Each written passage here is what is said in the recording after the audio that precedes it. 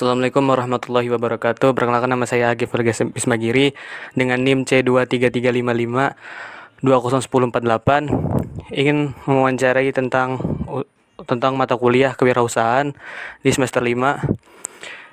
Dan tugas wawancara ini dilakukan untuk sebagai tugas kewirausahaan, persiapan ulangan akhir semester, dan sebagai inspirasi untuk usaha nyata. Baik, untuk awal-awal siapa nama Mbak? Nama saya Fitroti Istiqomah, bisa dipanggil Isti. Baik Mbak Isti, langsung saja untuk pertanyaan pertama, yaitu apa yang menjadi inspirasi untuk memulai usaha di area Car Free Day ini?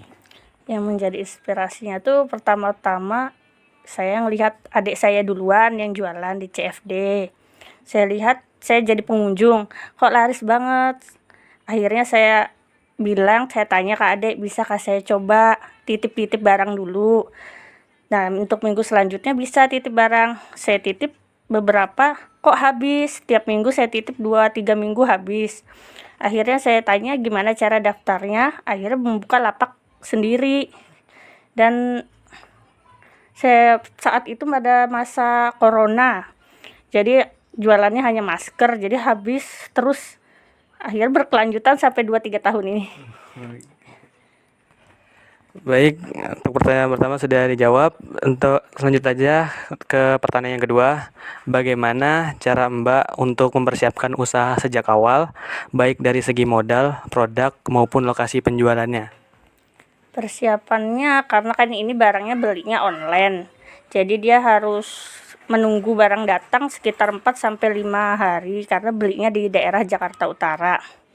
Belinya di toko-toko online lah sebagainya.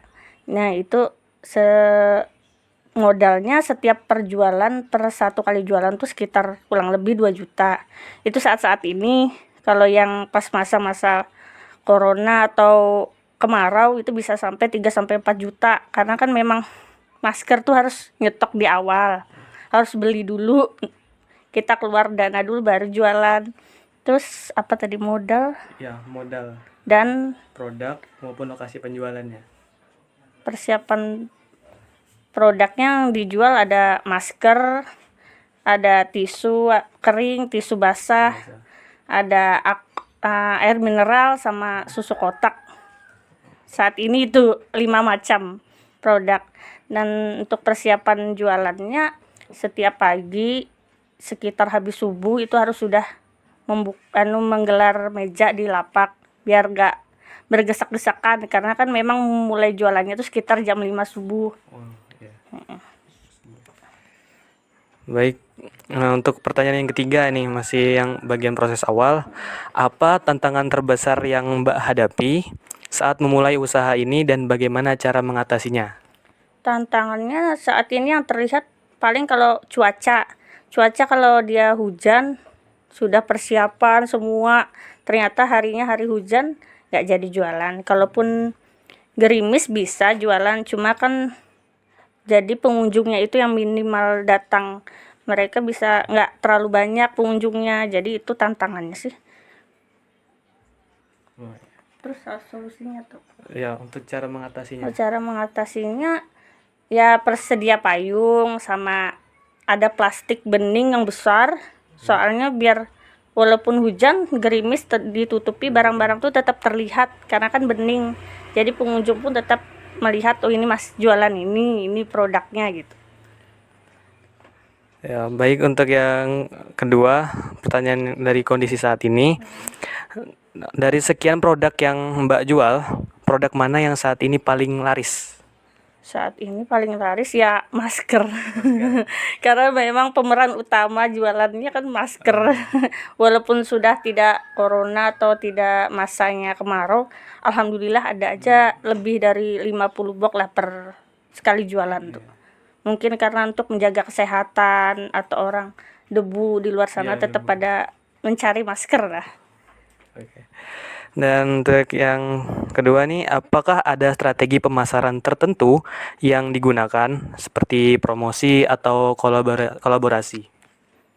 Strateginya ya promosinya melalui Instagram, di disebutin nama Instagram. Boleh. Ada di @maskerkalteng atau melalui kontak WA 0822512065. Kalau mau pesan bisa diantar selain hari Minggu. Kalau mau yang langsung beli bisa di CFD hari Minggu yang di Jalan Yosudarso. Atau enggak lewat mulut ke mulut promosinya. Seperti ke keluarga, ada tetangga-tetangga, teman-teman, ya seperti itu. Nah, untuk perencanaan kedepannya nih, pertanyaannya, apa rencana Mbak untuk mengembangkan usaha ini di masa depan? Pengennya sih punya ruko sendiri, jadi bisa nyetok, enggak yang di rumah penuh gitu. Bisa punya ruko sendiri, bisa di stok semua, jadi majulah, enggak yang di CFD tetap, cuman kan di luar CFD masih tetap jualan Senin sampai Sabtu misalnya di toko sendiri, minggunya CFD. Nah, untuk yang pertanyaan terakhir nih, bagaimana Mbak melihat potensi usaha Car Free Day ini dalam beberapa tahun ke depan? Berapa tahun ke depan sih CFD ini sebagai titik aman sih menurut saya. Karena kan setiap kota tuh memang ada Car Free Day. Jadi dia kayaknya nggak ada matinya, alhamdulillahnya terus berjalan sebagai ya penghasilan tiap minggu lah, alhamdulillah.